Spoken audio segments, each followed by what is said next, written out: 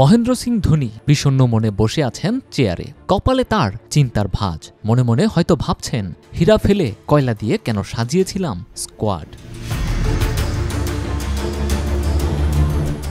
গেলবার মুস্তাফিজের একক বোলিং নৈপুণ্যে আরসিবিকে হারিয়েছিল চেন্নাই সুপার কিংস। ২৯ রান খরচায় ৪ উইকেট নিয়ে মুস্তাফিজ পেয়েছিলেন ম্যাচ সেরার পুরস্কারটাও। মুস্তাফিজ ৯ ম্যাচে সেবার নিয়েছিলেন ১৪ উইকেট। এবারের আসরের ৫ ম্যাচের ৪টিতেই হেরে বসে আছে ৫ বারের চ্যাম্পিয়নরা।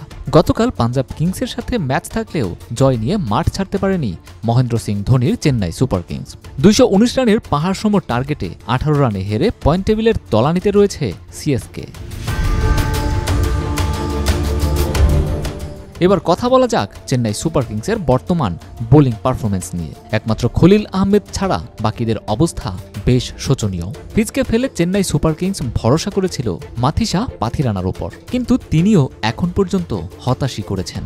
এই আসরে গড়ে ২৯ রানের বিনিময়ে পেয়েছেন একটি উইকেট। ওভার প্রতি রান দিয়েছেন ১০-এর কাছাকাছি। মুকেশ চৌধুরীর অবস্থাও বেশ খারাপ। তিনিও ওভার প্রতি রান দিয়েছেন ১১.৮৩ করে। স্যাম কারান এবং জেমি ওভারটনের কাছ থেকে এখন পর্যন্ত কোনো উইকেট পায়নি সিএসকে। তাই তো এবার বলাই যায়, মুস্তাফিজের অভাবটা এবার হাড়ে হাড়ে টের পাচ্ছে চেন্নাই সুপার কিংস। নূরে আল জুবায়েদ, বাংলাদেশের খবর।